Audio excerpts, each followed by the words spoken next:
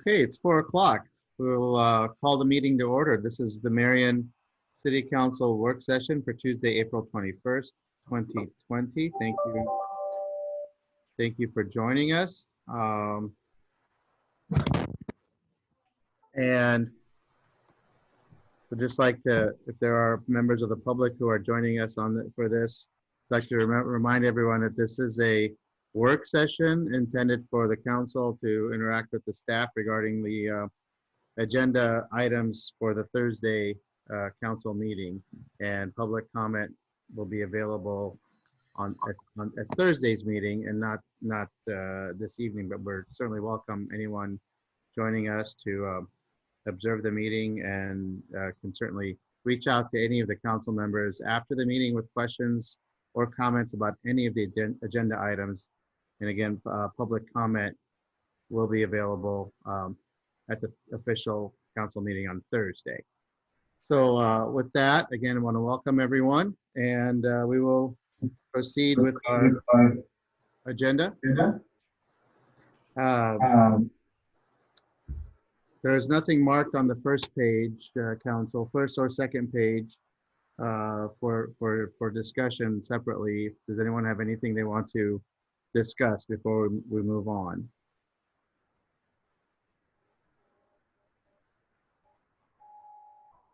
Okay, moving on to the third page. Again, the staff hasn't marked anything in particular for discussion, but you can certainly call something out for discussion. Lon, you might explain a little bit about items 7 and 8, which are the urban renewal area designations. Would you mind talking a little bit about that on page 2? Certainly, Mayor. Those are both public hearings for for 7 and 8. Just Yes. to clarify, okay. Yeah. Those are public hearings that we will be holding on the potential creation of 2 new urban renewal areas. These are both areas where the city of Marion is getting out into what I consider to be kind of the farther reaches of the community, and they are going to be ones where we're going to be seeing some significant potential public improvement projects that will be coming forward.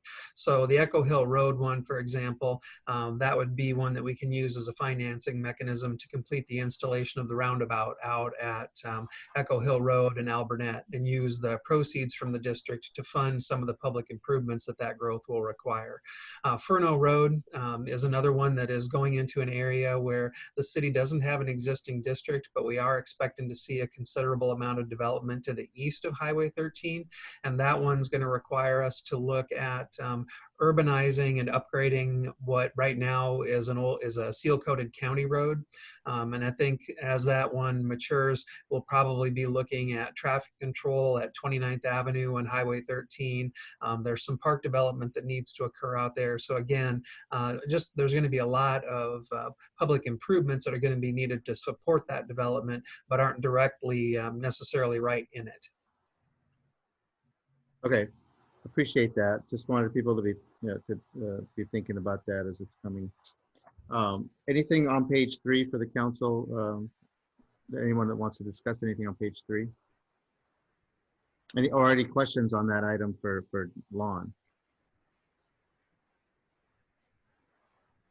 Okay. Otherwise, we'll move on to page 4 of the agenda. Under administrative services, the first item is marked for discussion. Who will cover that?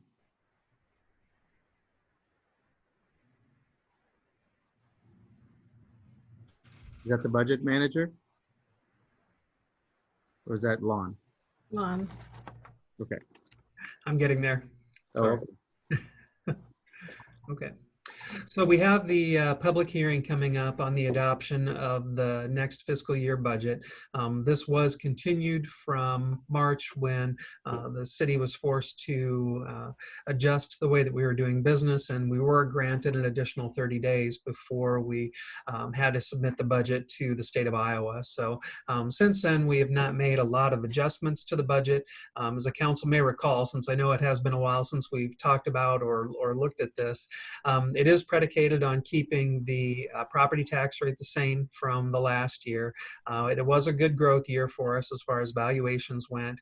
And so property taxes, in terms of the general fund, the city's largest fund, account for about 80.4% of our revenue. Other big pieces that contribute to general fund, charges for services, which would encompass the biggest contributor there would be building permits, which Marion historically does pretty well in.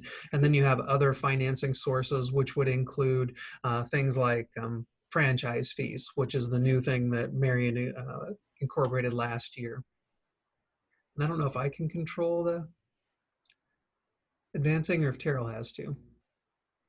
Terrell. All right.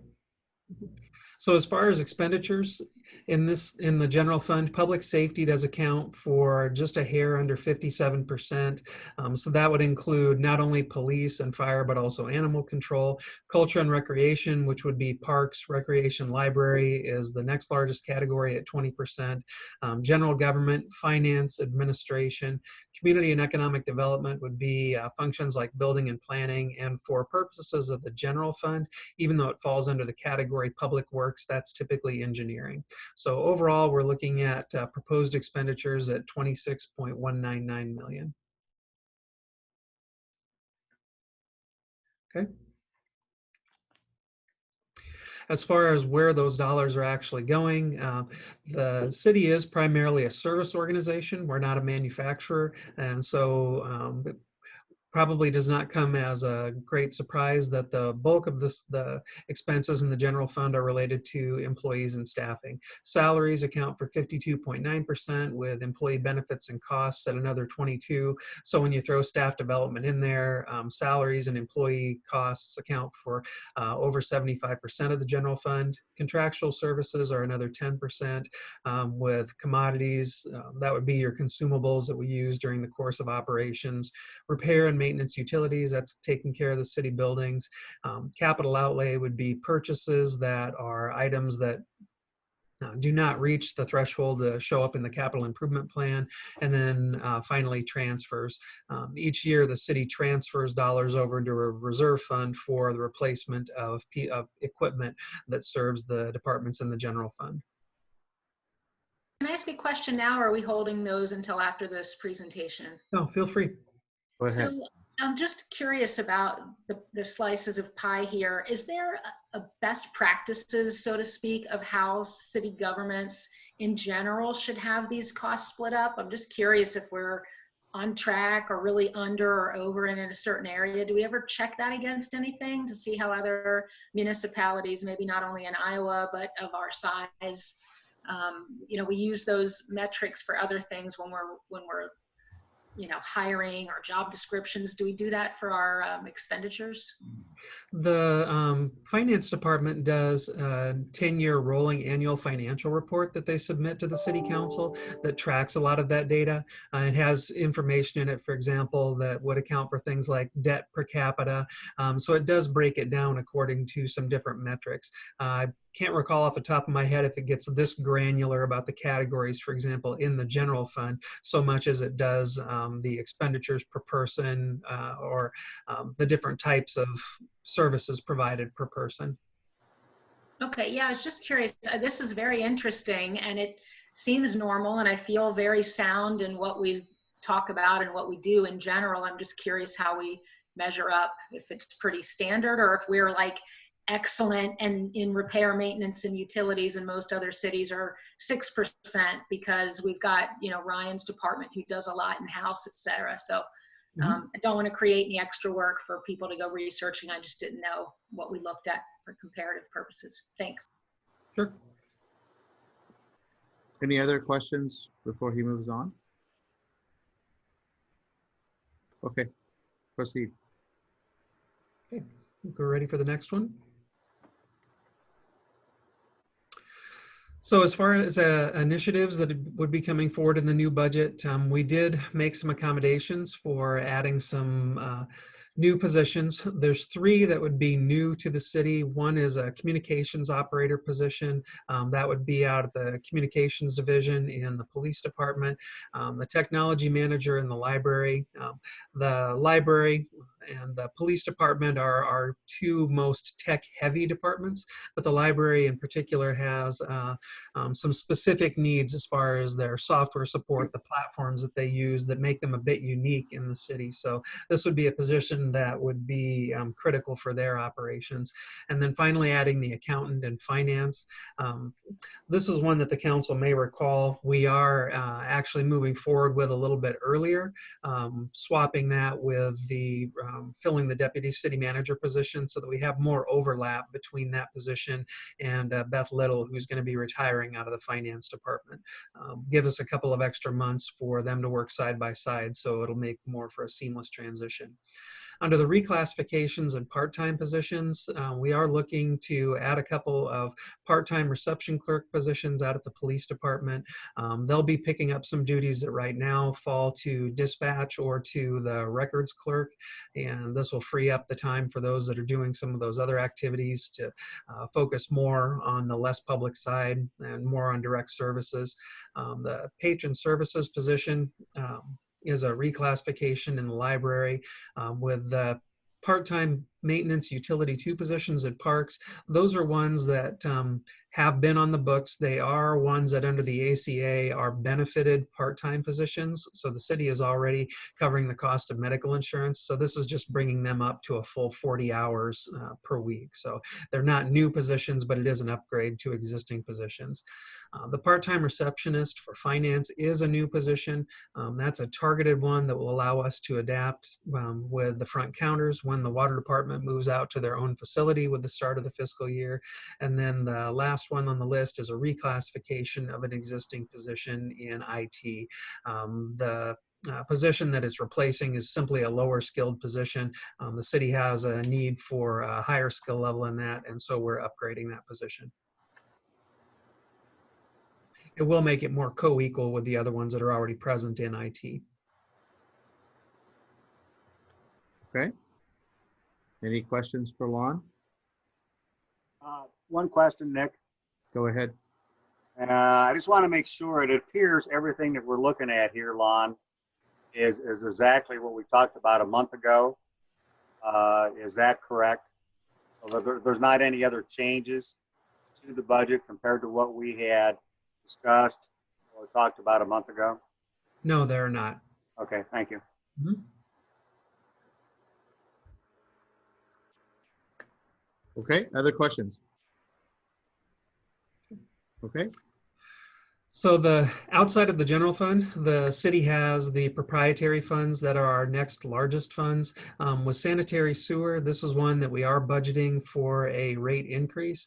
As council may remember, we did switch from being heavy on the monthly service charge and lower on the variable charges to a lower fixed monthly fee and focusing more on the actual consumption. That was a reflection to tie the contract more with our new contract with Cedar Rapids. We are expecting to add 30 cents to that variable rate this coming fiscal year, and with the bulk of that going to cover the cost increase to our treatment fees to Cedar Rapids, we're expecting that to be around $700,000. We are also looking to implement a new hookup fee.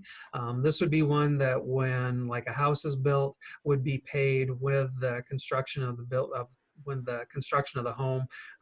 If Marion averages 150 to 160 new properties a year, that would be expected to bring in about 300 to 320,000 in additional revenue. That is a fee that is charged by other communities in the metro area, so it's not a place where we're going to be putting ourselves at a competitive disadvantage. But with the new contract, we are paying for capacity, so every individual or every connection that hooks up should be paying a fee for that capacity at the plant.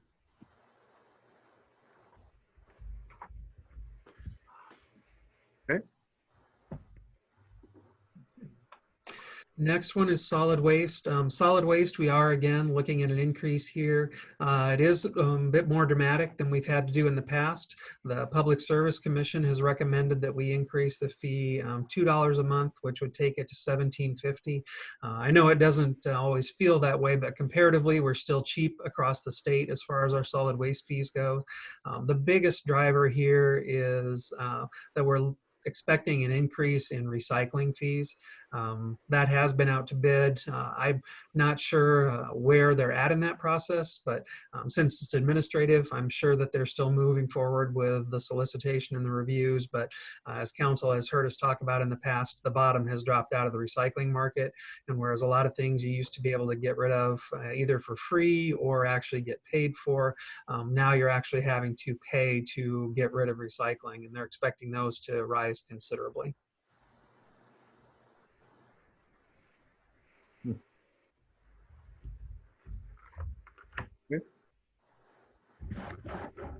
Urban forest utility, we are recommending an increase in this rate as well, 75 cents per month. This is probably the big winner as our most nominal utility fee, but we are projecting an increase that will be needed for it. This is to serve two different purposes. One is to make sure that we're not only covering the costs of operation, but playing a little bit of catch up. When we expanded the staffing in that department, we knew that we were going to draw against the reserves in it and anticipated that we would need to raise fees in a future fiscal year to make sure that the revenue coming in is more equal with the dollars going out, and this will put us more in alignment with that. Yes, go ahead, Renee. Yeah, just a comment. I think, you know, especially in light of the grant or award we just won, and, you know, all of the beautiful urban forestry that we have in town, seeing that we haven't had an increase in 5 years, it makes this one super palatable and easily. So, you know, I know it's small, but I think when you look around, it's just so easily justified, and we have been 5 years. So that's, thank you for not making us have to explain. I know with some of the other ones, they're more frequent, and it's not that they're unjustified. This is just such an easy case to make. So just wanted to express some gratitude.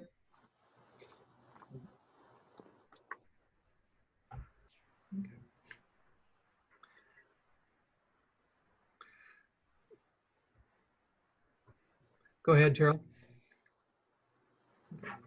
So what other things are included in the plan that may have an impact on the budget, but aren't necessarily what we consider to be a specific line item that we would talk about? So bringing forward the new 21 to 23 strategic plan, I know that process has been sidelined a little bit while we had to retool the way that we were doing business, but we do anticipate having that back in front of the City Council soon. The new fire station headquarters is still under construction. Looked at it a couple of days ago, and now that they're starting to put the metal and framing up, it's starting to look like a building instead of just some concrete monoliths coming out of the ground.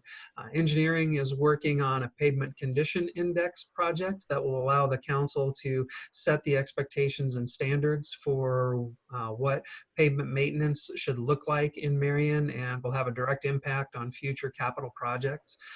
The recreation software will automate and streamline a lot of what we do to run our recreation programs, make it more convenient to the public, and minimize staff involvement.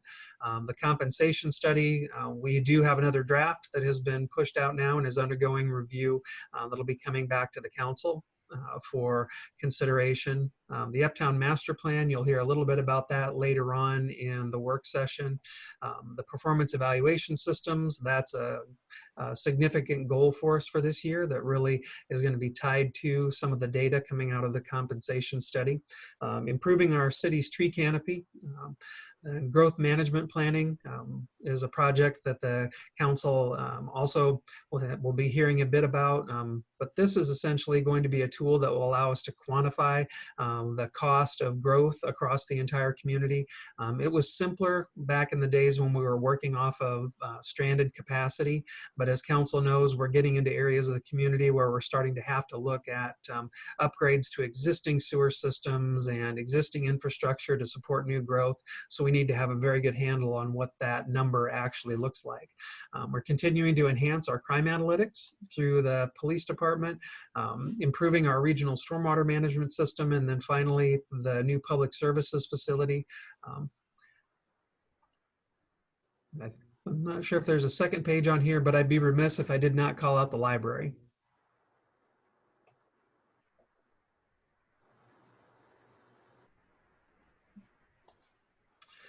So capital projects is the next category that outside of the operating budgets has a significant impact on the taxpayers of Marion. And this one has our three major building projects this year. The completion of the fire headquarters, commencement of the library project, and then anticipated completion of the public services facility. So for purposes of this, we've broken it down by the categories that we expect to spend dollars on.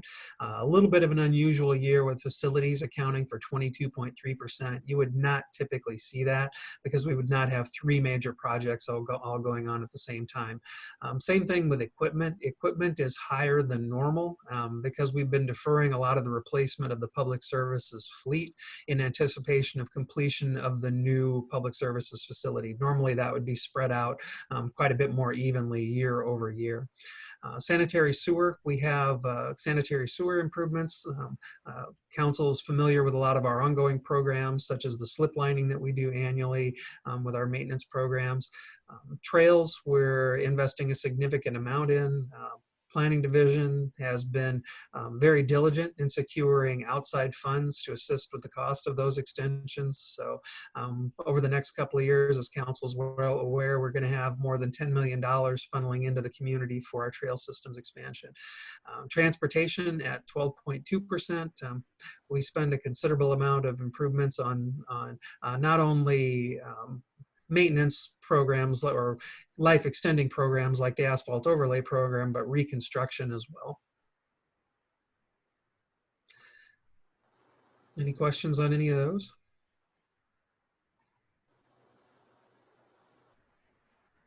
So then how do we fund the capital improvements program?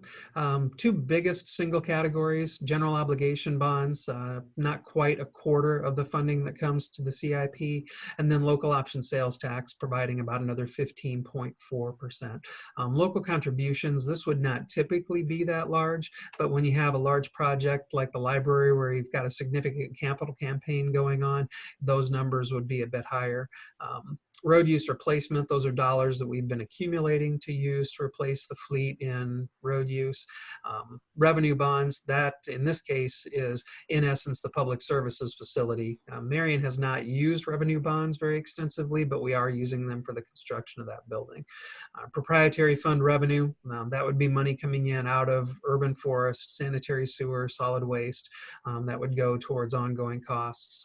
Grants at just a hair under 7%, road use tax at 4.7%, and then money that we would be carrying forward from prior general obligation bonds. When the city issues a general obligation bond, we typically have 3 years to spend those dollars for a specific project, which lets us spread it out a bit, especially if we're doing one that's a little bit more generic for, say, street construction. That gives us some flexibility in when those dollars get applied. Well, are you expecting a decrease in the local option sales tax revenue? There's a couple of categories that we'll call out for the council just a little bit later. Okay. All right. Yep. Okay. So in the CIP, this is a listing of the projects in there that account for $1 million or more. So, and these are not necessarily reflective of the entire cost of a project, but what we would potentially expect to see hit the CIP in the next fiscal year. A lot of these projects will bridge multiple fiscal years, so it's just the snapshot of what you would expect to spend during that 12-month period. So on the equipment side, you can see that the fleet for public services is the major driver there. Building instruction with the library and fire station, those two moving forward.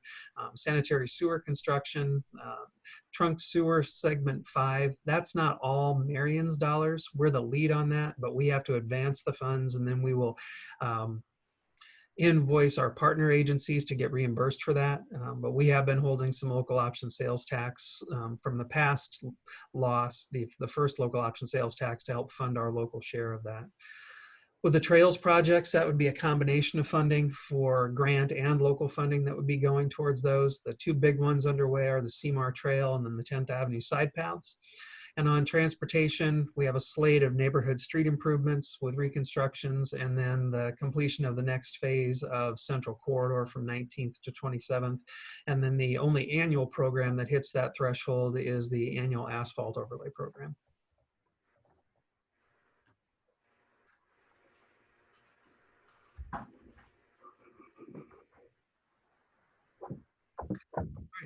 Now, this is getting into what the mayor was asking about. With recent impacts, we have been looking at what that could potentially mean for the city.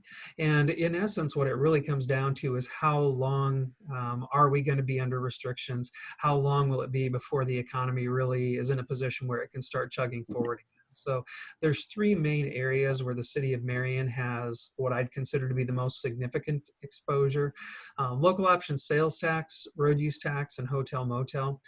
With local option sales tax, we do tend to budget receipts fairly conservatively. So as far as where we're at through the fiscal year now, we're at 95.6% of expected revenue.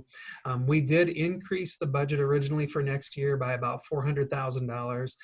That was just a ballpark estimate for estimating the potential impact that online sales being added into local option sales tax would have. So that's what makes this one a little bit more sketchy, is with the change in consumer spending. We don't really know if consumer spending has completely gone away, or if it has just shifted from bricks and mortar stores to online. So if it has shifted to online, we won't see as dramatic a drop here as you might otherwise see. But we would still anticipate that we could see an impact in that for 10 to 20%, and we provided some estimates for what that looks like depending on how long it would last. So 6 months could be $300,000 to $600,000 in that, which would basically wipe out the increase that we would have been expecting from the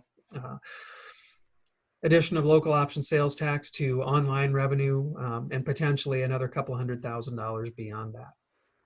On the road use tax side, this one is usually pretty immediate as far as when you see a big reduction in the amount of driving that people are doing, it has a direct relationship to the amount of dollars that are collected. So we expect that that one could potentially be a little bit more severe, but again, this is where it really comes down to how long is the economy running at half strength, and then how long does it take to recover before we really start to see those receipts come back more to historic levels. But in this case, 6 months, if the response lasts for 6 months, it could be as much as $600,000 to $1.2 million.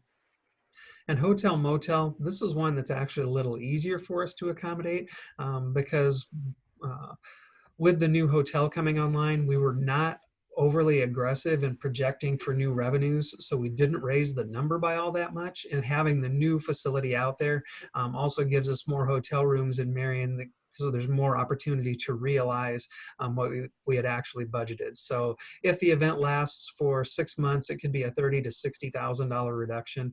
The other advantage that we have in this category is that a lot of the events that were scheduled for this year have either been postponed or canceled altogether.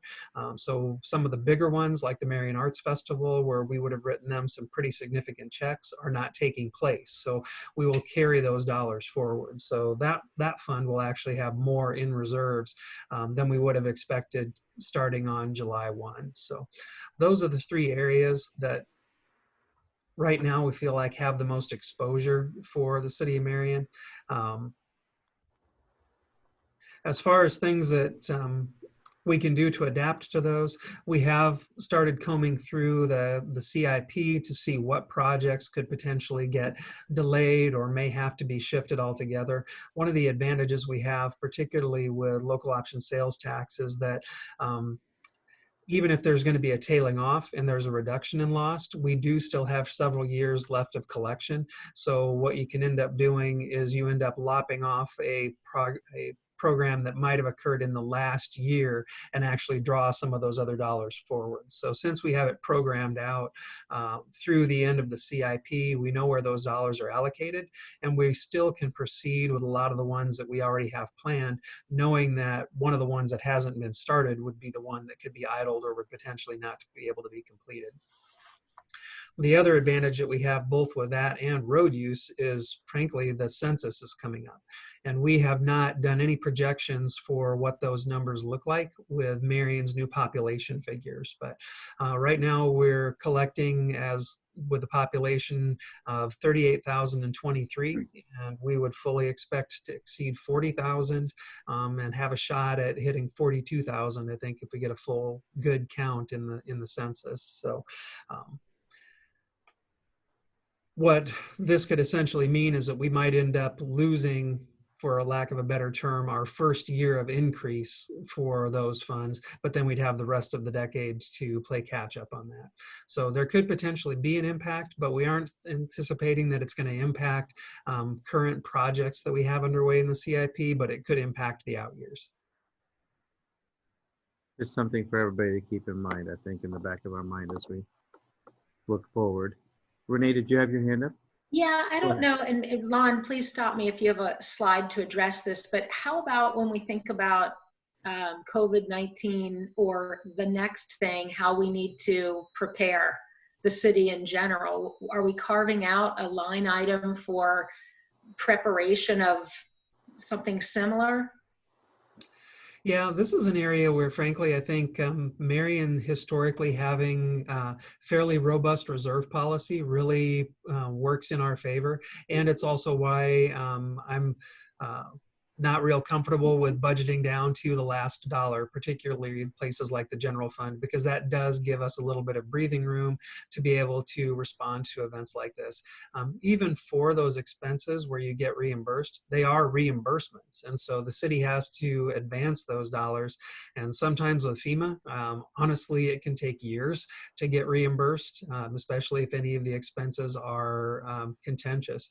We will learn a lot from this one as far as areas that we might not have expected that we would incur expenses. And I know that Chief Crable has high on her list of things to complete over the next year, a specific management plan, emergency management plan for the community of Marion, and that will include a pandemic response component. So one is we've identified areas that we might not have expected. We'll have an opportunity to put them in that, but also be deliberate in how we plan for that. Will that include having a special reserve or increasing reserves, or we're good the way we're doing it now? We're okay for now. Again, it comes down to the question of how long does an event last. I mean, if you think of it in terms of a conventional physical disaster, whether it's a tornado or whether it's a flood or something like that, those tend to be the acute part of it is over and done. And then you move into your recovery phase and you start to rebuild, and resources come in to help you do that. This is very unique from that standpoint, and has some potential there to have more of a long-term impact on our revenues. I don't see that it would necessarily affect some of the base services that we offer right now, but it could impact how we grow in the future.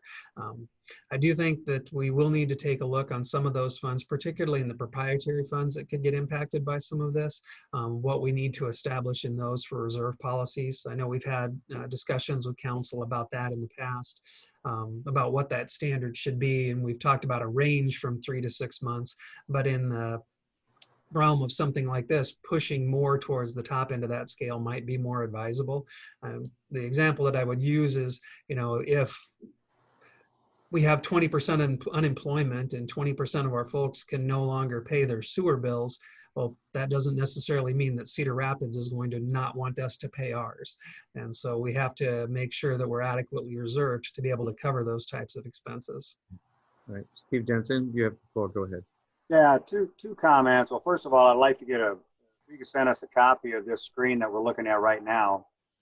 That's certainly, I think, information a lot of us have been wondering about. So that gives us some good estimates. What I'm hearing from this screen, though, Lon, we're not sensing, at least in the next year, that it will affect any of the immediate projects. Is that correct? Not the capital projects that we have underway right now. Okay. Mm-hmm. Then the second comment is, do we anticipate, or is there still discussion that there will be some money, you're talking about some money coming from federal or state that will come to the cities to deal with COVID issues? So I think kind of following up on what Renee's talking about. So I'm assuming down the road, you may have a source of some income coming in from federal and state, and also some potential extra expenses that we cannot yet identify. Is that accurate? Yeah, one of the struggles with this one is that, again, in a typical event, it's very easy to quantify what you're using your items for. So like the FEMA reimbursements, if they're authorized under the Stafford Act, the city can get reimbursed for expenses that we incur for direct services. Well, if it's a flood and public services gets called out and has to spend, 400 hours worth of overtime cleaning up streets and cleaning up debris, that's very directly related. The issue here is that we could potentially incur expenses, for example, a Zoom license upgrade that allows us to do these types of meetings, but because it's not being used to directly serve a COVID patient, would be considered a contested expense under FEMA's guidelines. And so the stuff that's going to come down through FEMA wouldn't necessarily be directly applicable. That's why when I sent that notification out to the council about the NLC has been advocating to make sure that there's a mechanism for cities to be made more whole because of the unusual nature of a lot of the expenses related to this, that they would not necessarily come through those traditional routes. The other piece that often comes out of something like this, and we'll see where it heads with the federal government, is that if there's a feeling that they need to jumpstart the economy, one of the favorite ways to do that is through construction projects. And the last time that happened, Marion was quite successful in receiving some of those dollars.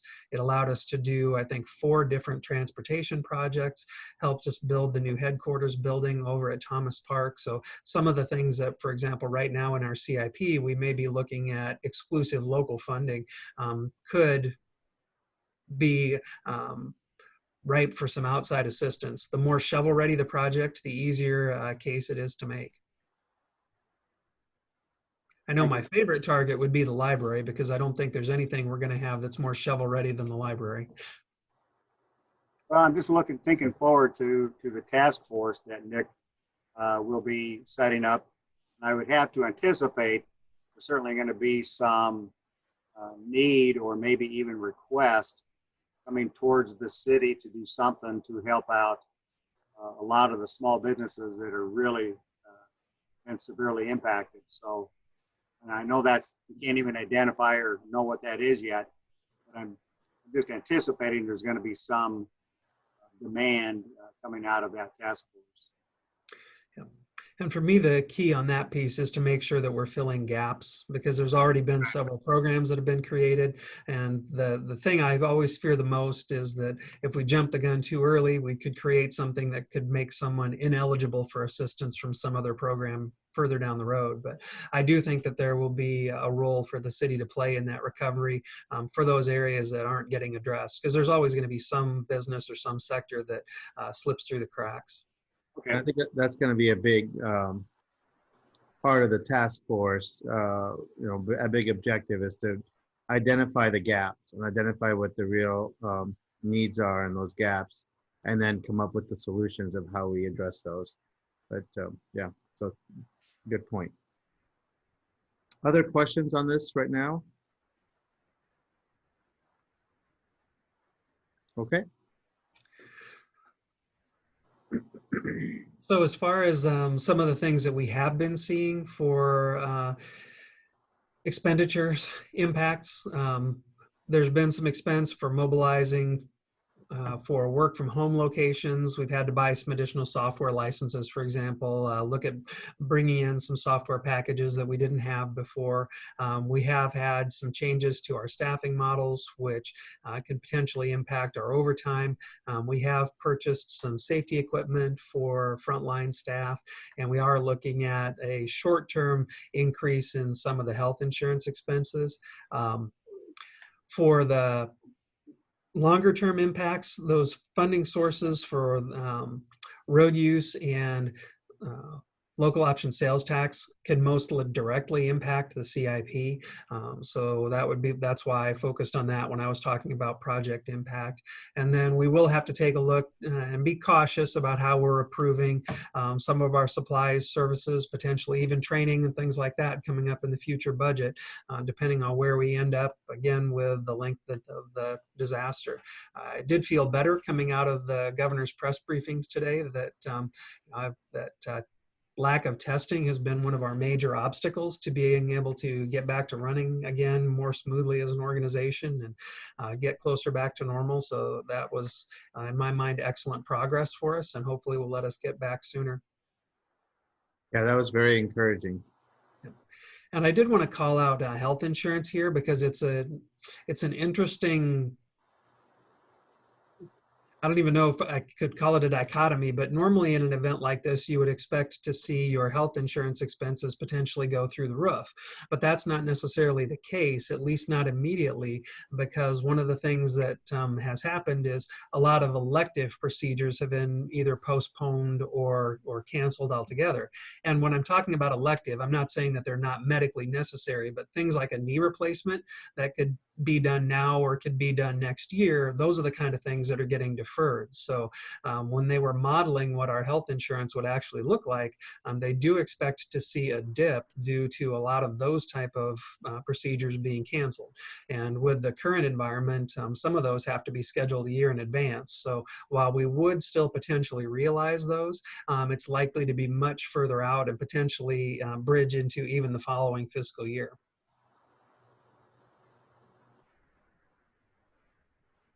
Yeah, that's really interesting. Okay, questions for Lon at all? So one thing I would mention is that we have received some comments, some public comments related to the budget and some questions related to the budget. So we'll make sure that those get recorded into the record during the public hearing on Thursday night. Great. Well, just real quick, sorry, Nick. Go ahead. Will we receive those via email to let in advance, or will you read them out live? I don't know how many you have. How are you planning to manage that? Oh, we can send them out to council. I think that'd be a good idea. Yeah, at least one of them required some fairly detailed response. So I think that would be good for council to have that background as well.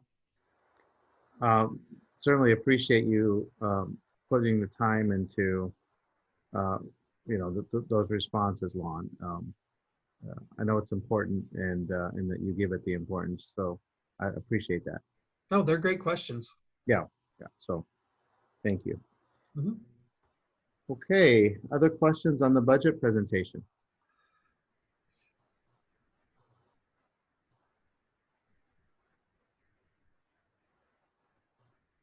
Okay.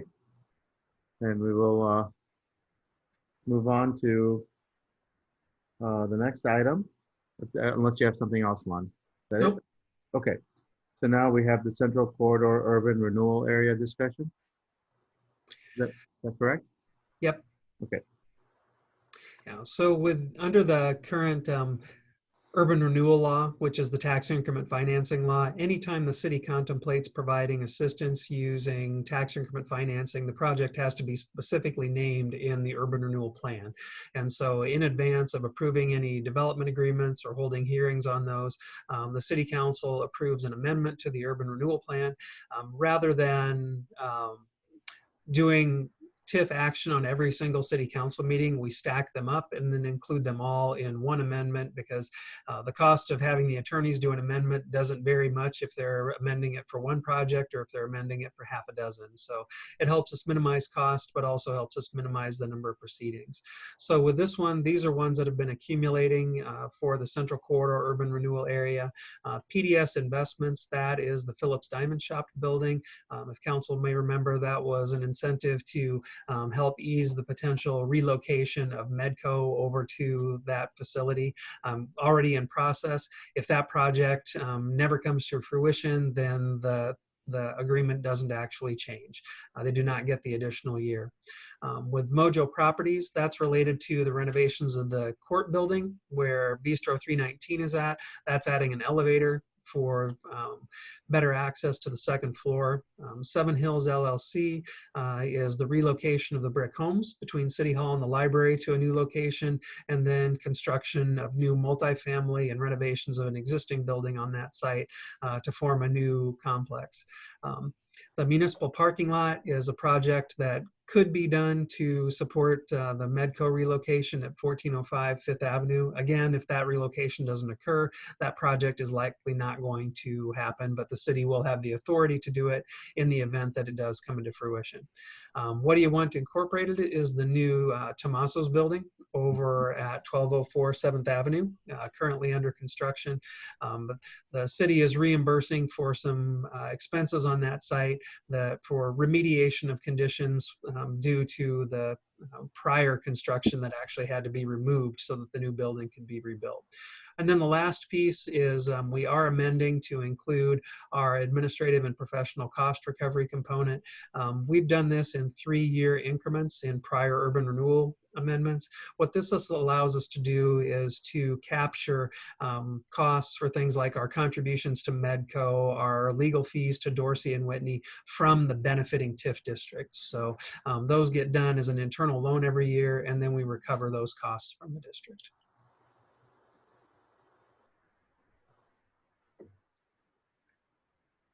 Okay. So we will have a public hearing on this on Thursday. Okay, questions for Lon on this?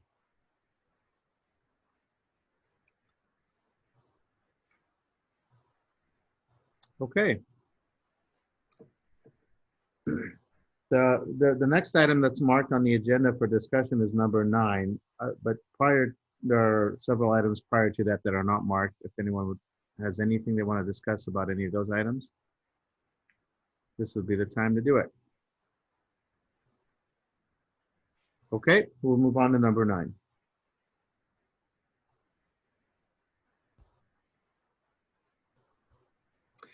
I believe this one Amal is going to handle. Okay, Yes. welcome Amal. So we are looking to contract Tischler Bice as a consultant for consulting services related to our growth management policy. This is the growth management planning that Lon just talked about in the budget.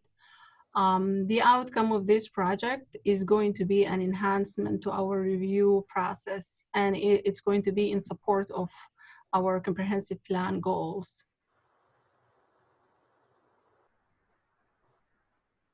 So I would like to start with a brief background on our growth management policy established in the comprehensive plan and the basis for this action item.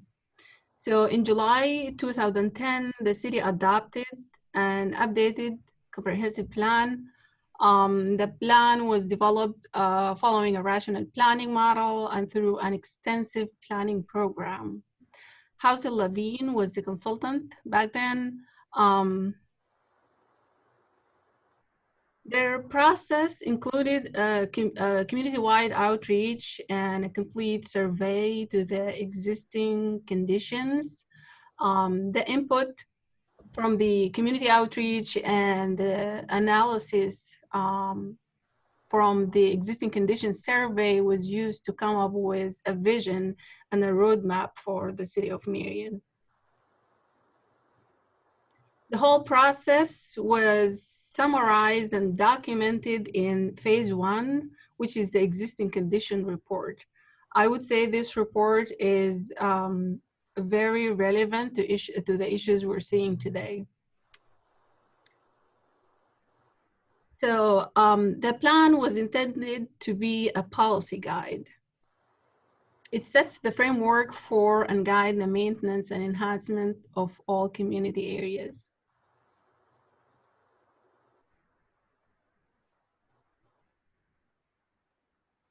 About the comprehensive plan, it's provide a recipe for orderly growth. The plan promotes efficient and sustainable development and encourages the redevelopment and infill development. The plan is executed through land use and CIP.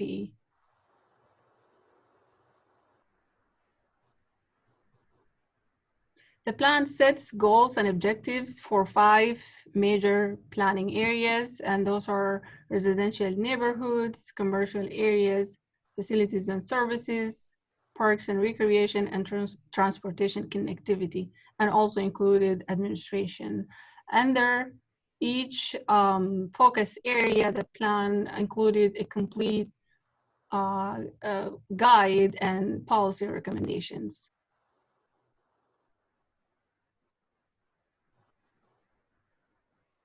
Goal 1 under the facilities and services area reads, continue to provide high quality city services and maintain adequate infrastructure and utilities throughout the community. So this goal is about adequacy of infrastructure and services provision, and it's about reach.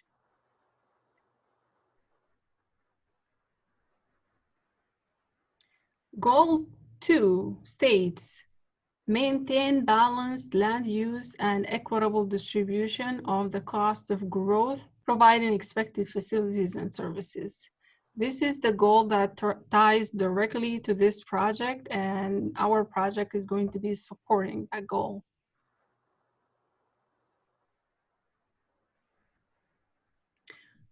Under land use plan, the comprehensive plan included our land use strategy, which is a complete guide for growth in the form of a 3-tiered system: primary, secondary, and tertiary. So I think that's what the plan considered a logical phasing for growth. Primary areas are the areas you see in red in this map. Those are the areas included within the city boundary. The comprehensive plan incentivizes infill development and redevelopment within those areas, and consider those areas are the primary areas for growth, and expects those areas to be substantially developed before the yellow areas, which are the secondary ones. And the blue areas are the tertiary ones, and those would be the most expensive from infrastructure cost perspective.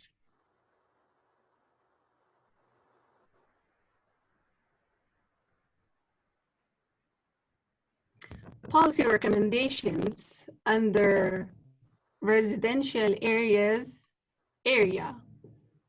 Policy recommendation number 17 reads, infill development should be encouraged, outward growth should be discouraged, and leapfrog development should be prevented to allow the city service providers to better coordinate their provision and expansion of services, minimize strain on city resources, and maximize the value of existing investment in infrastructure.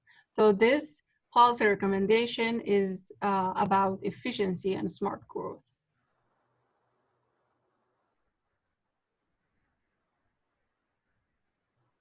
Policy recommendation number 16 reads, new residential development should be sustainable and pay its own way through impact fees and tax levies. Future development should not overburden or further tax the existing infrastructure without paying for its impact on the community. So this policy recommendation is about fiscal sustainability. Amal, just really quickly, I thought we couldn't levy impact fees in the state of Iowa. Yes, I'm coming to that. Oh, okay. So yeah, I'm this is excited. this is what the comprehensive plan expects. So this is the finding when you look at the growth patterns when it comes to development costs.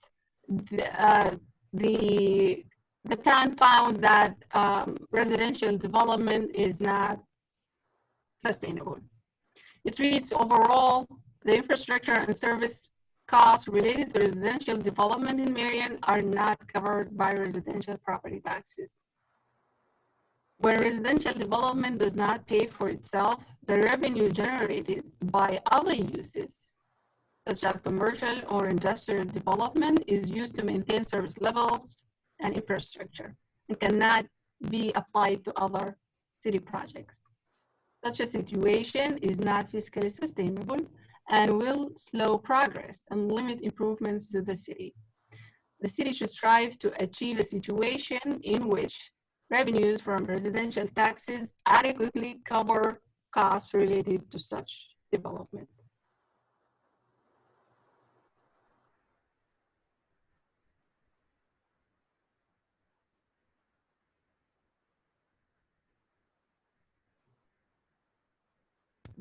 So, because of this case, Home Builders Association of Greater Des Moines versus City of West Des Moines. This case was in 2002. Basically, the city came up with $100 park dedication fee, $100 per acre and $200 per unit. So Home Builder Association sued, and Iowa Supreme Court found that the fee is an illegal tax. I think this case was a big case, and it could be limiting to our ability to enact impact fees.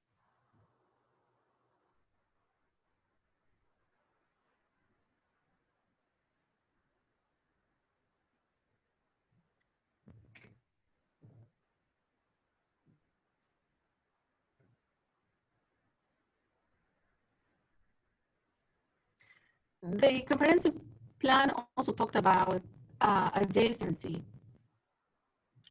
requirement. This policy is about minimizing infrastructure cost.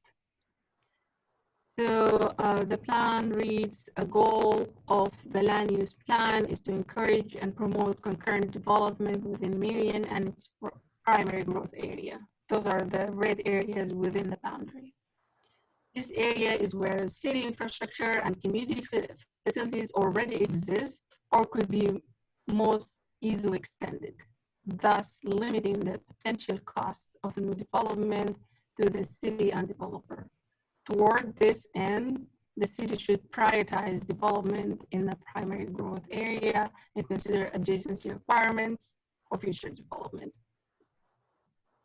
This strategy will aid the city in growing outwards from its geographic center, preventing what is commonly referred to as leapfrog development and avoiding inefficient, uncoordinated development. So I think this project is going to help with that by quantifying those impacts and looking at areas that would be less expensive for residential developments.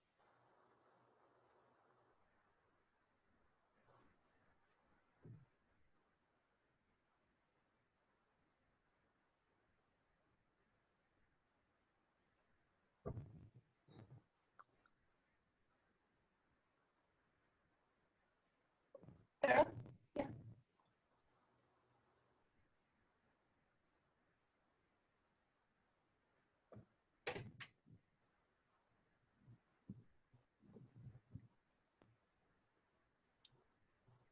Do you So want our plan, our plan is to follow growth management strategy prescribed in the comprehensive plan and lessen development impacts. We're seeing those impacts today in CIP needs and sewer capacity concerns and equity, cost share equity concerns. So the scope of this project is going to be develop and implement an impact assessment model.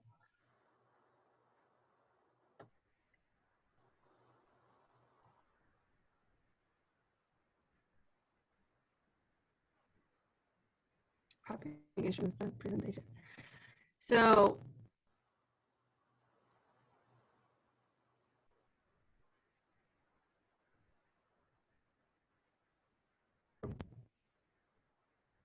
the model is for fiscal and planning analysis.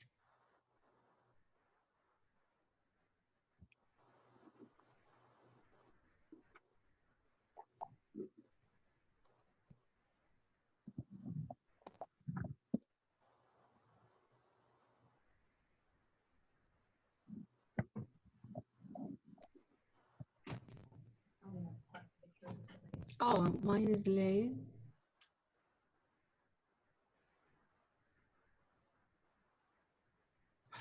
So the objective here is to influence how and where development occurs and with what impacts.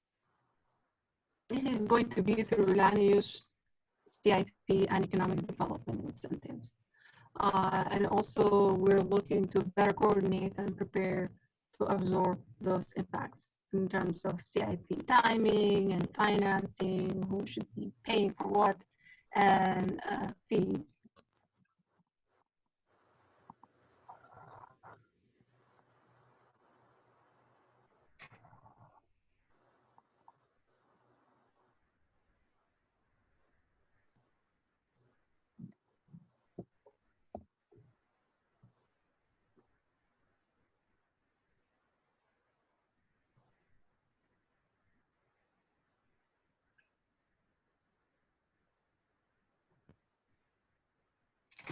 So staff and consultant will be working on the model design. The model should reflect our existing tax base, our current infrastructure needs and associated operating costs. Will reflect also our demographics, existing and future, and our current inventory, facilities inventory, and assumptions on geographic service areas.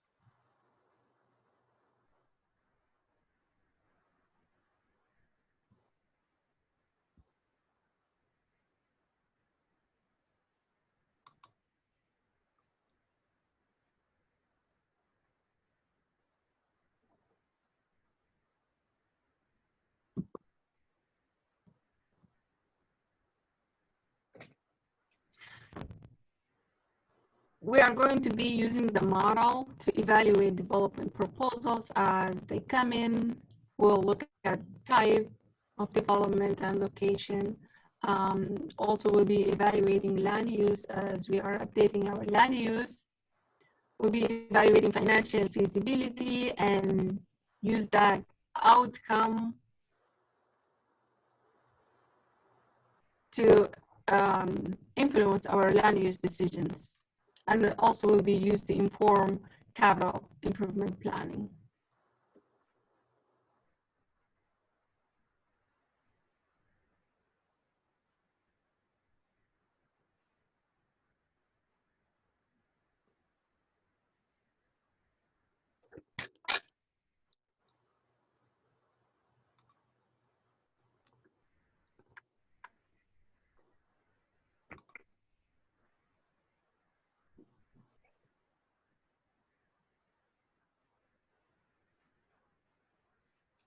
And who's the consultant for this project? Tischler Rice are the leading fiscal impact and infrastructure financing consulting firm.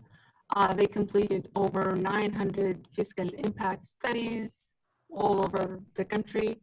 And Carson Bias, he's the project lead. He's gonna be leading this project, and He is widely considered as national practitioner in the field. Mal, where are they located? They have a couple offices, but I'm not sure where exactly. It's okay.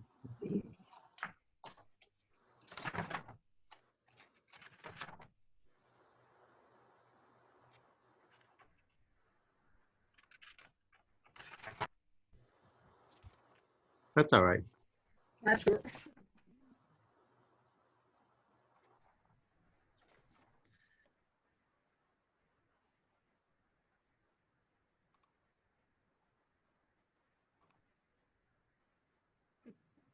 Sorry, my internet is lagging.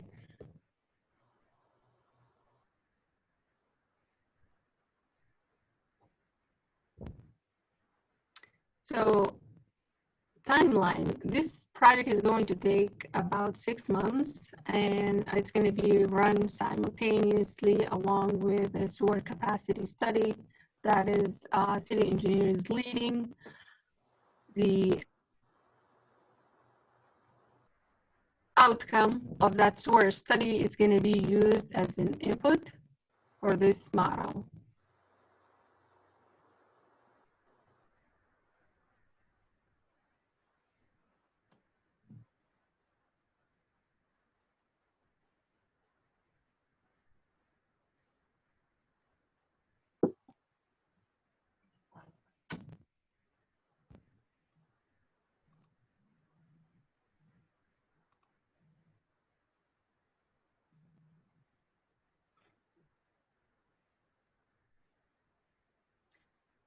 Questions? Is that the end of the presentation? Looks like it, yes. Okay. Any questions for Amal or comments? Yes, Steve. Just one question, and it doesn't have to be, you can't do it right now, but down the road, Amal, one thing I would be interested in is seeing a sample of a report on what a report from a project in the future, once this software is developed, what is that report going to look like? What is it going to tell us that we're not seeing today? Now, I know we talked about having the growth management software as a key area in our strategic plan, one of the outcomes. So this is clearly something that we identified in our strategic plan. But anyway, down the road, if you see a sample of one of those reports, I'm just curious to see what it looks like, that it tells us that we can't get today with our current information base.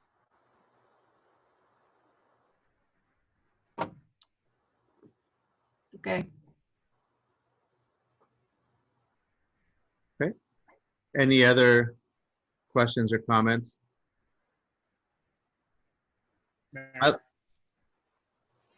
Who's that?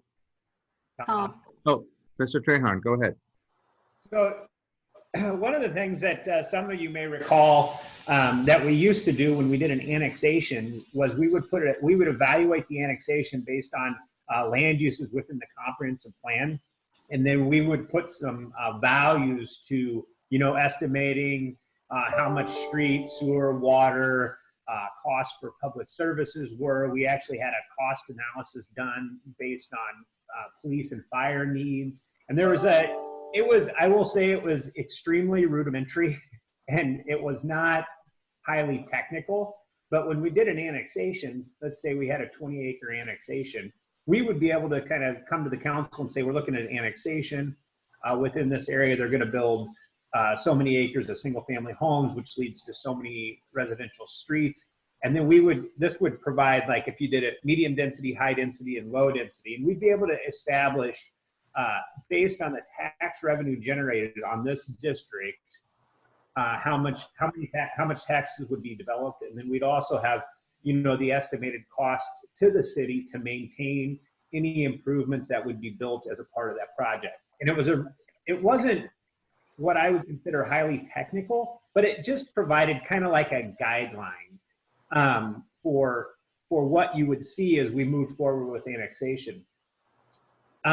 When we started getting into development rather quickly, we didn't use that tool very much.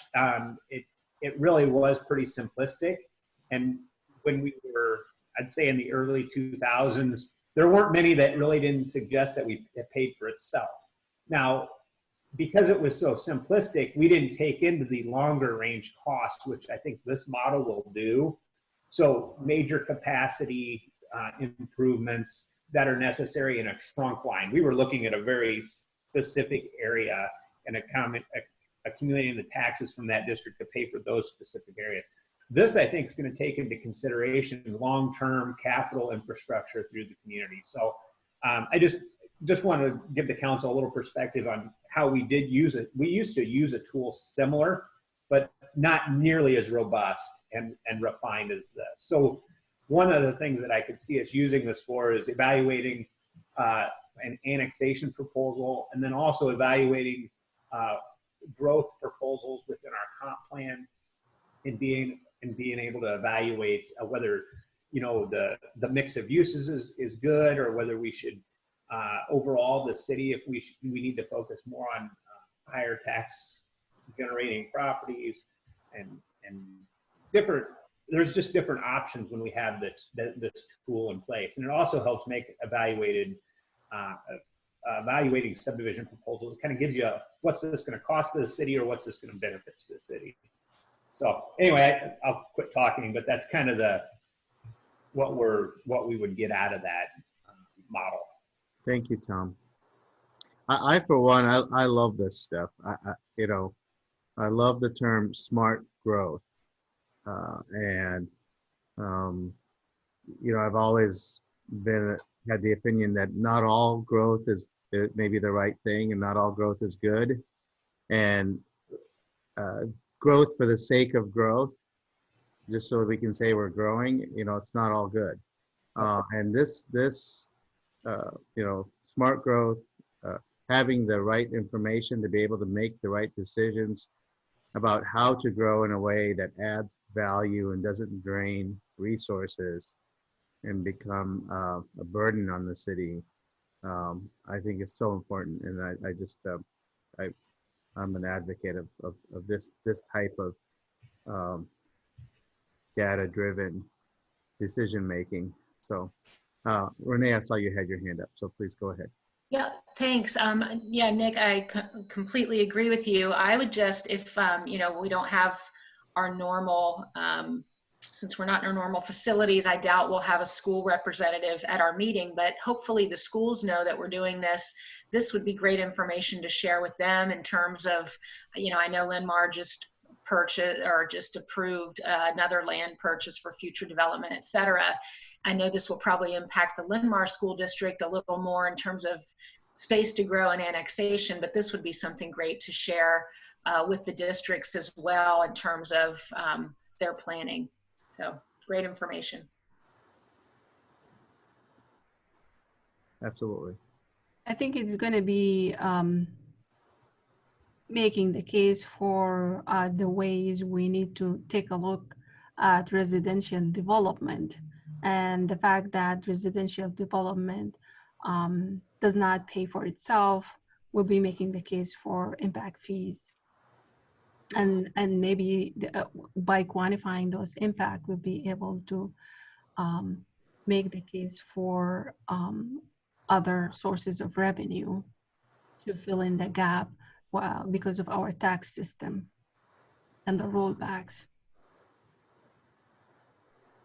Yeah, I just see this as another step forward in our, again, growing up as a city, and you know, always finding ways to do things better and to become better at making good decisions. So this is great stuff. Any other questions for Amal on this? So we have a resolution for Thursday to approve the contract. Yes. And that's the decision for Thursday. Yes, sir. Okay, so anybody have questions or comments on this anymore? Okay, do you have anything else, Amal? That's it. Thank you. Okay, thank you. We'll move on to number 10. Who's leading that discussion? I'll take this one, Your Honor.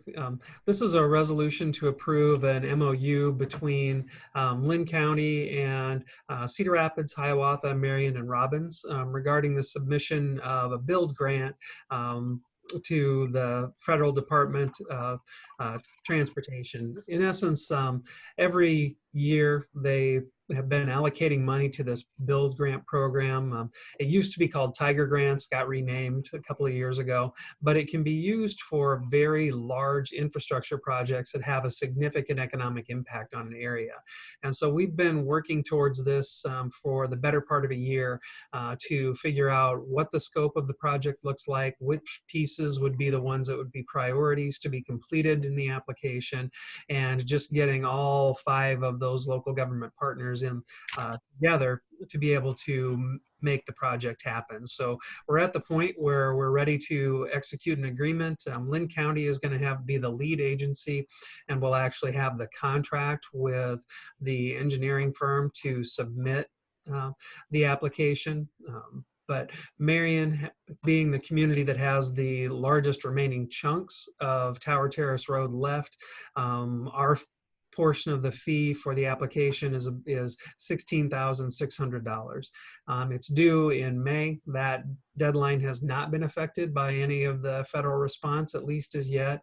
And we would hear in October on whether or not we're successful with that application.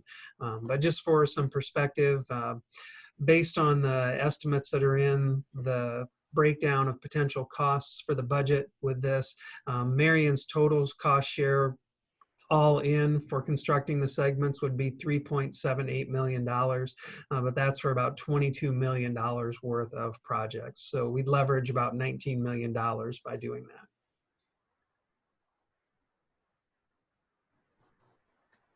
that. Okay.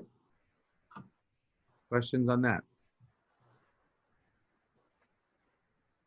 So the decision for Thursday is to approve the memorandum of understanding between all the entities.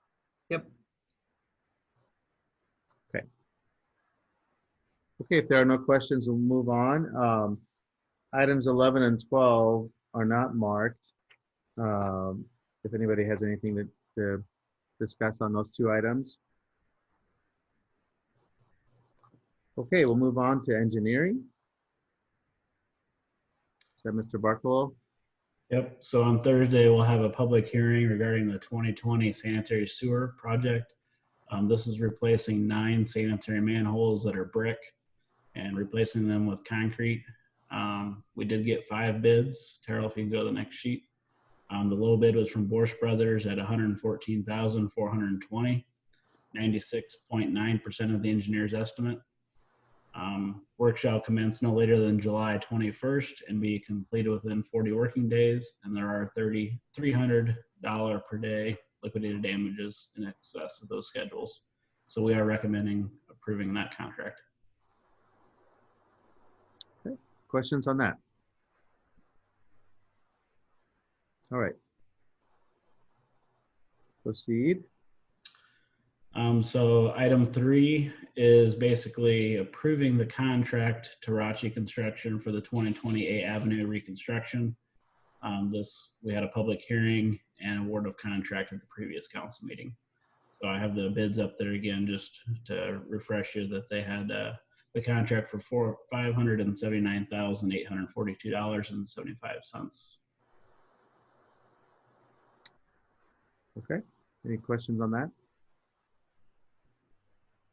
Okay. Next. Item number 4 is then approving the contract with Rachi Construction for the Safe Routes to School. So this is the trail that goes on 4th Avenue between 14th and 15th Street. Rachi got the contract for $99,806.50.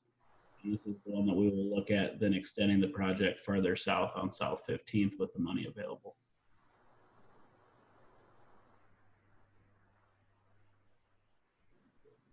Okay, questions? Next.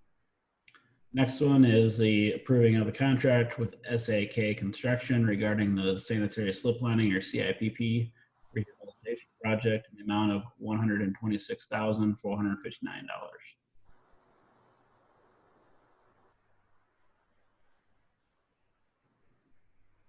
Questions? Okay, next. Next is approving a change order number 8 with LL Pelling. This is a deduct of Schedule D, which was cutting the grooves in the top of the HMA. This is both for traction, for taking off, and for landing. Due to the fact that we didn't get the HMA down this year, the grooving cannot occur until 30 days after the HMA is in place. And with the fact that the runway has been closed for so long, the fact that it's not 4,000 feet yet, they felt like the existing aircraft out there do not need the grooving. But in the future, when we do get to the 4,000 feet, they did want to then go back and groove it. So they are recommending, the Marion Municipal Airport Committee recommended removing this as part of the contract at this time.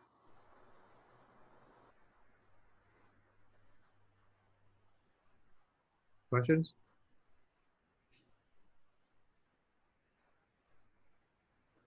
Okay.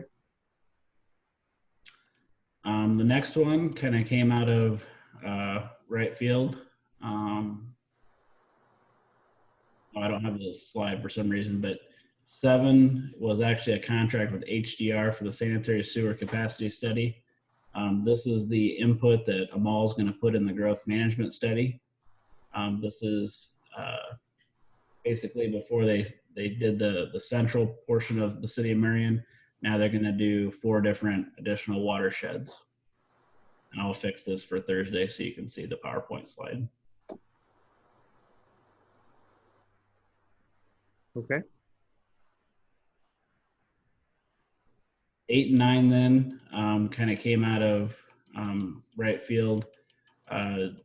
Basically, a family decided to clean a waterway to give themselves some outside time, and found out that the creek was not named. So they did some Googling to find out how to name a creek. They would like to name it Willowwood Creek, so they submitted it to the USGS to name it. The USGS then reached out to myself as the authority, asking if the city of Marion would recommend naming the creek Willowwood Creek. So on the PowerPoint, you can kind of see the area that we're talking about.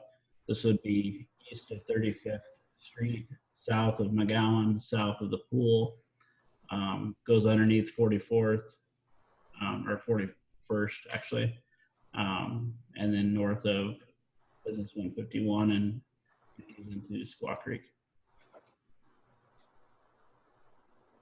So we do have a naming policy, but we don't have one for a creek. And technically, we don't actually name them. The USGS does, but they want our recommendation if we want to allow that. Okay. Nick? Yes, go ahead. Steve? Yeah, that creek is kind of in my backyard, only about a quarter mile from my house. But so it's interesting. I walk over 44th Street all the time and look at that creek.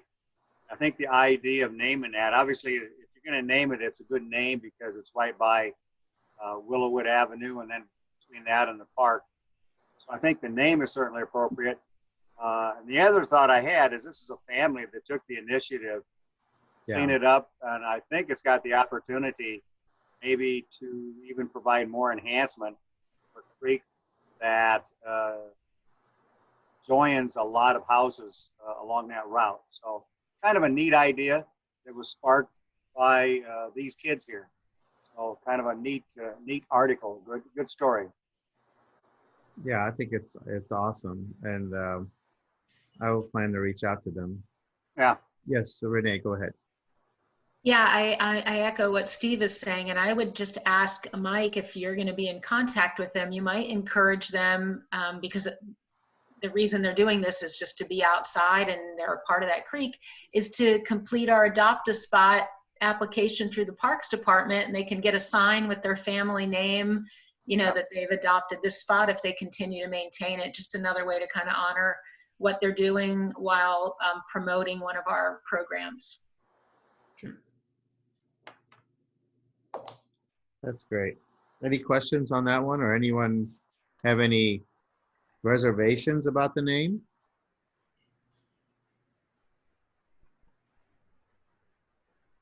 You want to call it Jensen Creek, Steve, or no? No, Okay. I think they picked the appropriate name. Okay, before we move on to community development, there were 3 items under engineering that were not marked, which are number 2, 9, and 10. Does anyone have anything to talk about or discuss or questions on 2, 9, or 10? Yes, Renee. Just a question, number 10, we received that letter via Yes. email. I don't believe I saw the response to it. I just want to ensure that we have reached out to them and their list of concerns, and that we're handling it from Marion staff point of view and not just the point person that they've identified they've been asked to speak with. Yeah, so unfortunately, some things have to follow certain procedures. So we've hired Universal Services to do our acquisitions. So for example, there was some confusion on why they couldn't contact Marion staff. When they received that packet, they actually have 10 days where we're not allowed to contact them. So when they were contacting us during that 10 days, they didn't understand that they need to read the packet that they got, and we're not allowed to talk to them. We have to follow the 6B process. That's why we have Universal involved. As far as a response, we will have a future meeting where we will be discussing that as a group. Okay. So then they're aware now that we couldn't respond to them legally, that it wasn't, dropping the ball or not wanting to deal with it. Did Universal point that out to them, or did they discover it on their own, or are we past that period yet and then we were able to communicate that? We're past that period now, and Universal actually instructed them then to write this letter. Thank you. So what's the reason why we can't contact them? It's the 6B process that we have to follow. It gives them time to get all the information, digest it, without us trying to sway them one way or another, because this is a state process. So just Okay. because we have good intentions doesn't mean that everyone has good intentions. Okay, it's so they don't feel pressured. And... Yep. Okay. But they will get a response. And Yes. I've also asked Colette if she would reach out to them too, since that's from her ward. So. Okay. Thank you. Okay. If there's nothing else under engineering to discuss, then we'll move on to the last page of the agenda under community development. Item 1 is the second consideration of a measure. So item 2 is marked for discussion. Is that you, Tom?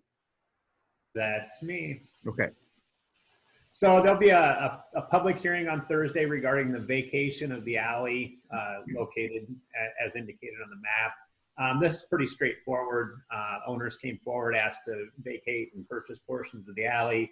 And as you can see, we're just moving forward with the vacation at this time. So we'll come back later for the sale. We just like to make sure that we're getting that there's support to vacate before we go through the trouble of contacting folks and getting everybody revved up, and then if that doesn't go through. So at this point, we're just holding a public hearing regarding the vacation of the alleyway. And of course, you've seen in your packet that it's not an improved alley. So at this point, it's just a grassy area. And I think in this particular instance, all the properties are on board, so it should be a pretty straightforward purchase in the long run as well. I don't know if there's any specific questions for me on that. Any questions? Okay, next, number 4. So number 4, this is an alley that we've seen this area before. The east-west alley was vacated some time ago, and now there's a property owner wanting to vacate the north-south. This again, very limited access and use of the alleyway on the property. we'll proceed with the request to vacate the alley and then come back and address the sales associated with it. I noticed in the staff report that we didn't have the right property cost or property acquisition costs associated with this. It was the same one as the last one, so we just got the wrong exhibit.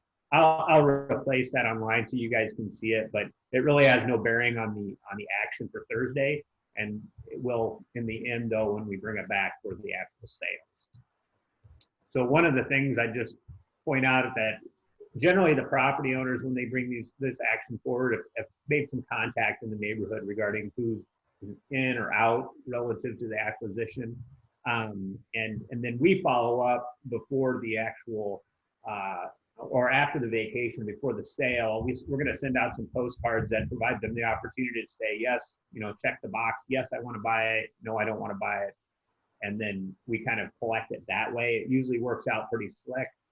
And then if we don't get any responses, we'll reach out and try to contact them in other means. But we usually get pretty good response. So on Thursday, it's just action to vacate the street. The alley, not the street. Yeah, sorry, the alley, yeah. It's the best mowed street in town. Yeah. Okay, questions for Tom on that one? These are all coming out of the response. You remember when we do an alley, we notify everybody in the adjacent properties. So people start to wonder, well, is there an alley in my backyard? And so this kind of just, sure, it may keep going for a while. Yeah. All right. Well, good to put these alleys on the tax rolls. Absolutely. Okay, if there's no questions for Tom, we'll move on. Library is not marked, but that's the final consideration of the Board of Trustees matter. Then we have a couple items under other department discussions. We have a discussion regarding the Uptown Master Plan proposal. Who's leading this one? That'd be me, Your Honor. Go ahead. So, as the council's aware, and certainly as directed as part of one of their strategic priorities is to move forward with uptown redevelopment. We've had grants provided for the plaza. We've had the 6th Avenue street, or we're hoping that 6th Avenue can get done in the next year or two. And really, it leads us to the next phase, which is 7th Avenue and the plaza, and just uptown redevelopment in itself. Some of the council, or most of the council, I'm sure, is aware of the past planning practices that have went along in the uptown, whether it was the uptown plan or the West End plan or the Central Corridor plan. If you go back through those documents, they're really not. While they were good and we've used those moving forward, clearly from plan to implementation there are changes, and so we're really at a point where we need to revisit all of those plans together and really take a look at where we are today and where we want to see ourselves going into the future. So one of the first steps is going to be securing an update to that Uptown Master Plan. And, I hope there's an understanding that planning is one of those things that it's an ongoing process. As times change, so do the way we look at areas, and certainly densities and housing and businesses are all changing the way community grows. So we need to continually update. So what we're looking to do is continue on with an update to our Uptown Master Plan and take all the things that we've done in the past, put them in the document, celebrate what we've done, and then look to the future and how we would really see that area move into the future. There's a couple different components to it, and I'm just going to walk through those items with you, and let you know kind of what we're trying to get out of the document. We've been working directly with RDG, Planning and Design. If you'll recall, they're the group that we worked on with the neighborhood at Indian Creek, which I think was very well received, and they did a very nice job with that, and the staff was very happy with how they completed that. So And speaking with them, we had a big roundtable about a month ago with a lot of staff internally. We also had the chamber and Uptown and Medco involved, and we're really trying to we brought the consultant in and just said, hey, let's just sit down and have a conversation of what we really need to do to kind of bring this the plan up to date and really into fruition into the future and paint that picture for Uptown. And we had quite a robust conversation, about 2 or 3 hours. And then RDG's brought back a scope that I didn't provide the scope at this point. I just wanted to kind of talk through the major points that they were identifying and establish those for the council. I'll get the scope and provide that, and we'd really like to solicit action on this probably at the next city council meeting. So I just wanted to give you a little synopsis of what you're going to see before we get the whole document, and you only have a couple days to look at it. So what we're looking to complete is an update to the master plan and for the future of Marion. So it's really going to just reestablish the vision for the future. I put this picture up here specifically because this is the pound sign, the brick pound sign. And, you know, that's been the conversation that's been in the public for a long, long time. I think there's probably been some discussions about maybe the pound sign isn't how we need to proceed. Are brick streets going to be the next phase of what we do or not? 11th Street, I think the council's been pretty clear that that's closing, specifically between 6th and 7th and actually south of 6th Avenue as well. There's been a lot of conversations about extending that plaza to the alley and the artway and the art walk in between. So there's a lot of things that have changed just from concept to reality in the last few years. And so we really want to be able to provide that documentation, graphically represent it, and really kind of paint the picture for the community, but also identify it for grant proposals. Like if we used our plans now, they don't even reflect on what we're really wanting to accomplish. So that's going to be critical for this document. The second part, which I think is even more critical because of where we are, is establishing a blueprint or a plan of action for what needs to happen first. And this is something that I think kind of was missing out of the last planning processes. And this really is going, and I think it's because we're getting down into the details now. There's a lot of big projects being discussed in the Uptown. We've got the plaza, we've got the streetscape, we've got the library and the idea that there be a pedestrian area between the library and the existing facility. And so there's just a lot of conversations, and what we need to be able to do is identify those in a plan so that we can incorporate how they should be phased, cost estimates, and be able to kind of tuck those into our CIP and budgeting process. And so we kind of got this understanding of how things proceed and where they go and how they're going to be paid for. That's going to be a critical piece to this, and it's different than the plans that we've done in the past. Next slide, please. So what I do kind of see coming out of this is that we'll probably go through a conceptual design of the streetscape, and it would probably proceed with a separate contract when we come to the point of actually implementing the streetscape plan. So we'll have our Uptown plan, and then I'd see us actually moving into the direction of using a consultant to actually work through conceptual design of the streetscape. Because as the council knows, we'd like to move forward with that as soon as possible after 6th Avenue is done. So we're hoping that with RDG kind of working the conceptual design, and they can move in and kind of help us with the streetscape and kind of be the city's boots on the ground as it relates to that construction and coordinating efforts. So that's I see kind of being a separate contract, but kind of under the umbrella of the Uptown plan. Another component is conducting a parking study for Uptown Marion. I don't think we've ever had a real parking study completed for Uptown. We've had conversations in the past. I know Medco's done some kind of spot checking over the years on like what's happening. We've got some drone footage, but we've really not had a professionally done and complete parking analysis and study. And I think that we're kind of at that point. I don't see this happening right away. If we did it now, we'd probably have the no need to do a parking study because there's no one parked up there. So, you know, I think this may be a springtime project.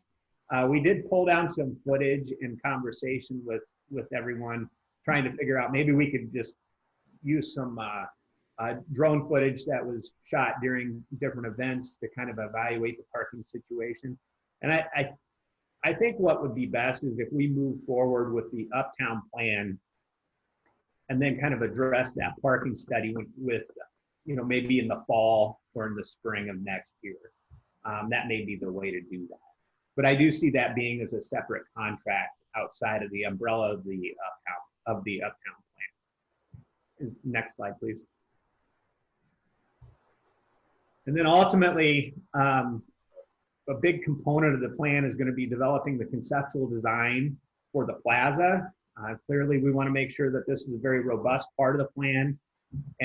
And I say conceptual because really what we need is, we need some solidarity on how we want to move that project forward. We've applied for grants, and if by chance we get one of those and it's for the implementation, we've got to be able to move from concept to preliminary design very quickly. So this is critical. We've been talking about it for a long time, and I think this will be a major part of that Uptown master plan.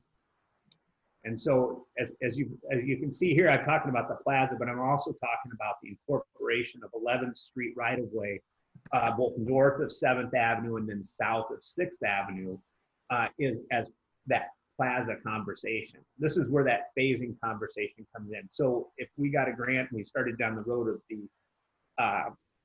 the main plaza between 6th and 7th, how would that affect the other projects? And what happens with the funding? So if we can have that kind of the overall cost estimates and the blueprint for action, we'll be able to kind of zig and zag when we need to relative to the budget and have a good understanding of that. So that's a big piece to this. And then finally, the provide the documentation and illustrative plans for incorporation to grant requests. It also just helps in selling the community. When developers are in town, they want to know what you're looking for.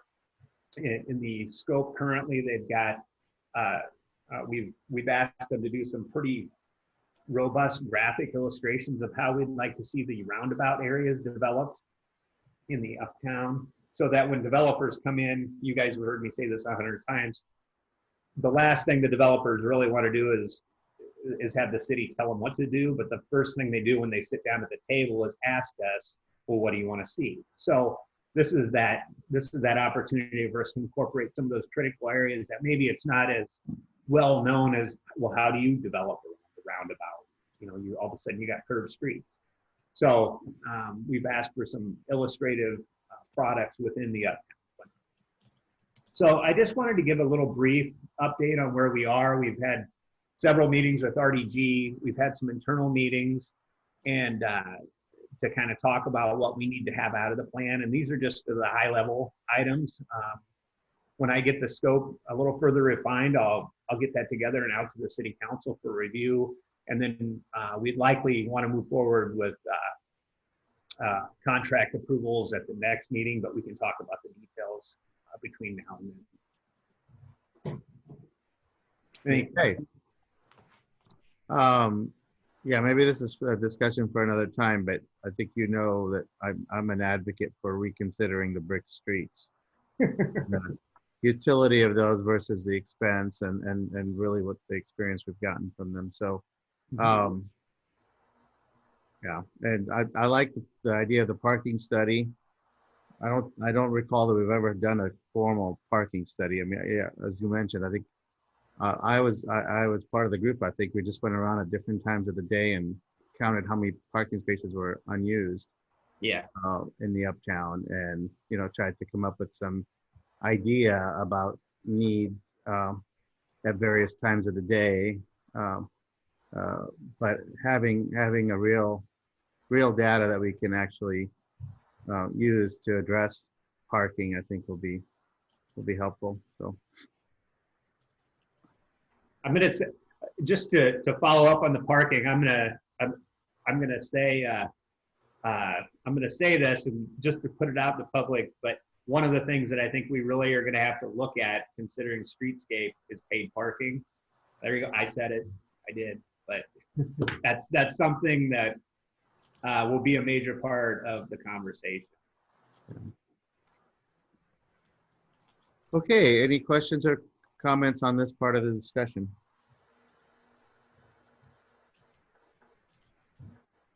Thank you, Tom. Yep. Next on the agenda is a discussion regarding council member at large vacancy. Is that city clerk or who's handling that? Kara? Yeah. Or city clerk? Okay. Rachel? This is just to clarify a conversation we had at the last meeting on when we plan to have the appointment. So this slide just shows the excerpt from the emergency proclamation that was from April 2nd. And then Tara, can you go to the next slide? So while that's in place, the city council does not need to make an appointment. So the plan would be the first in-person meeting once this proclamation expires, which would be April 30th right now, we would have the appointment. So that would be tentatively on the May 7th council meeting.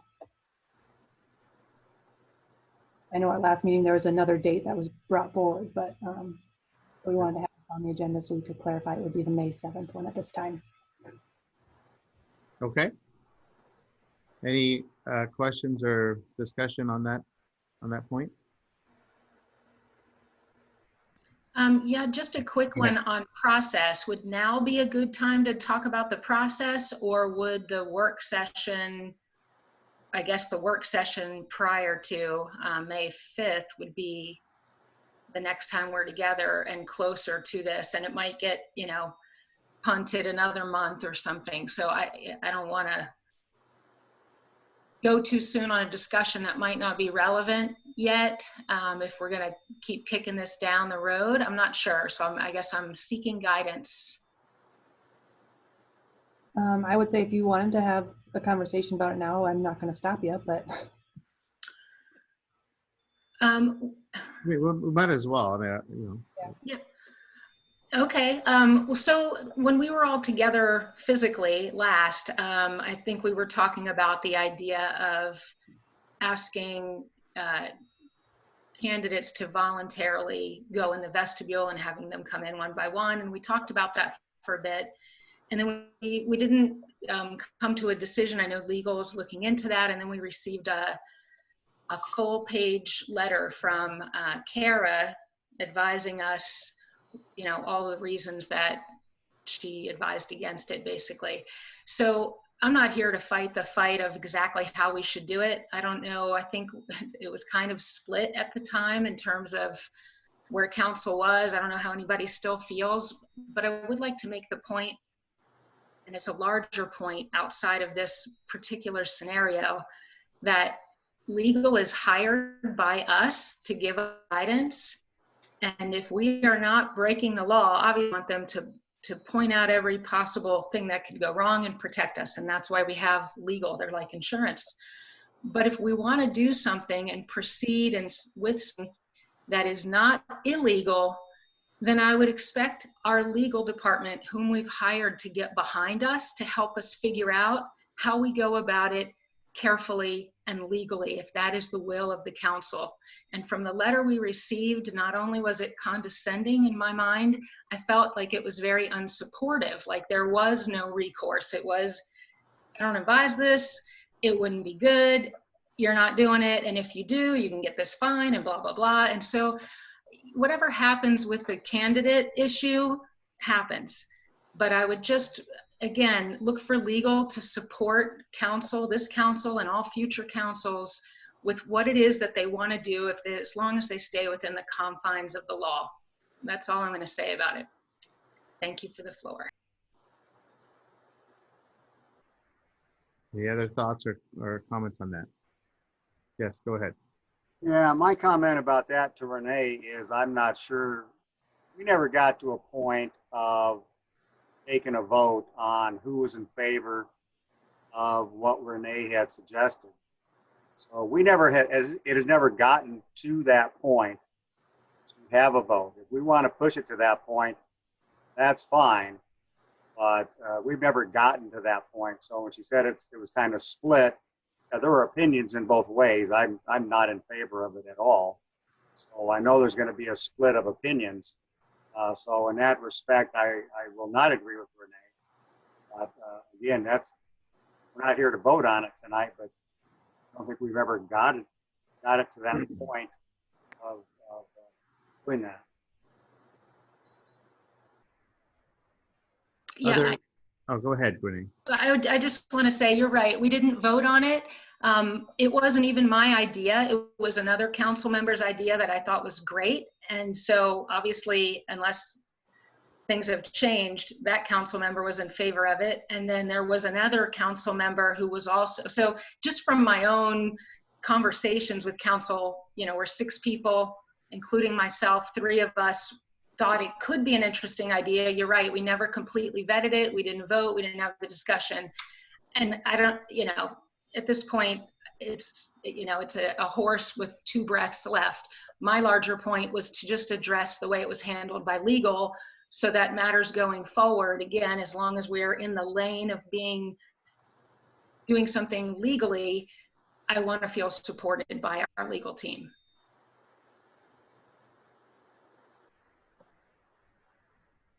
Okay. Other questions or comments?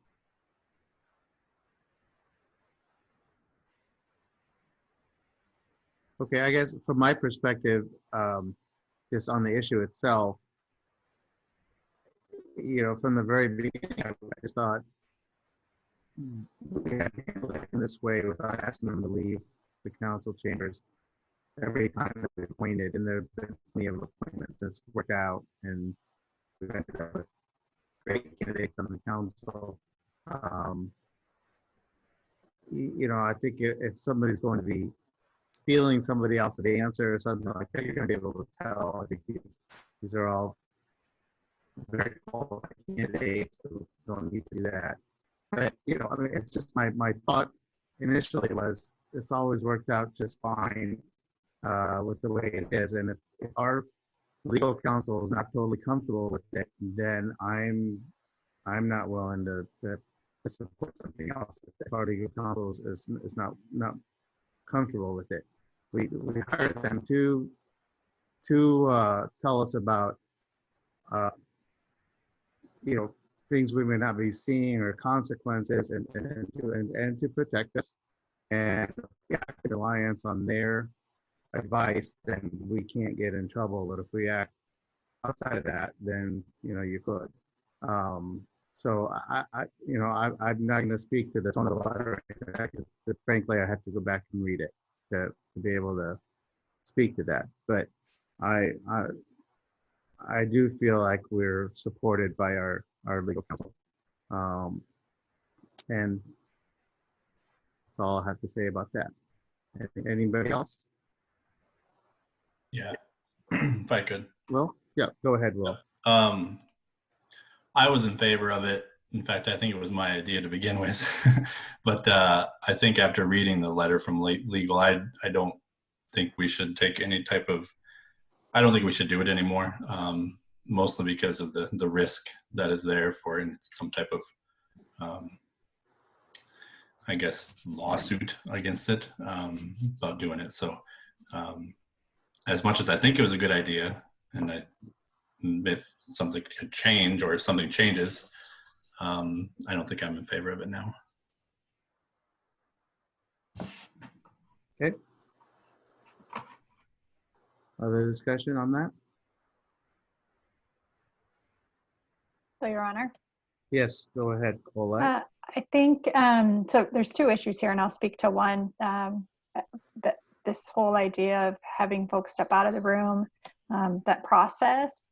And I would support the current process. It seems like I just went through that process, it feels like. Although I can see advantages to what Renee is suggesting, especially when I put it into the perspective of kind of what happens in the outside world. I appreciate that, but I do also think that the process has worked, and don't see a need to adjust that process moving forward. So just wanted to speak to that point, and provide my insights on that. Okay. Other comments?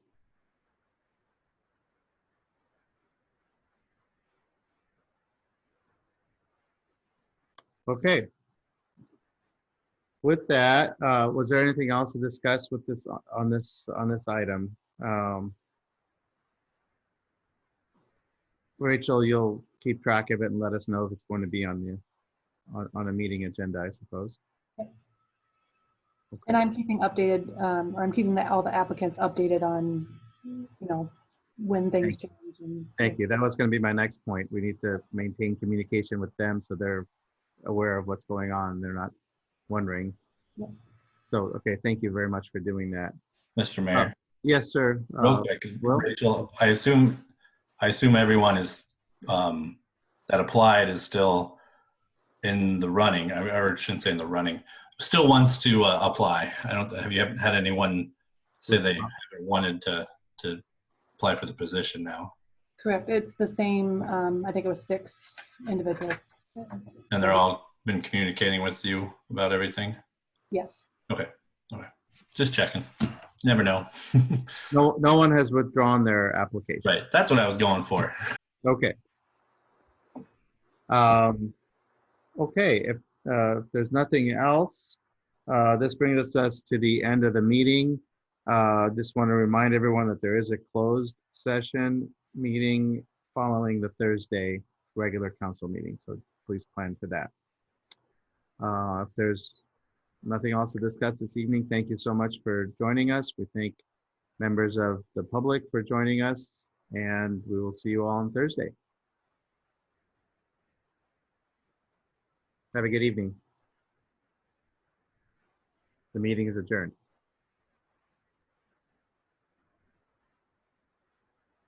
Hello.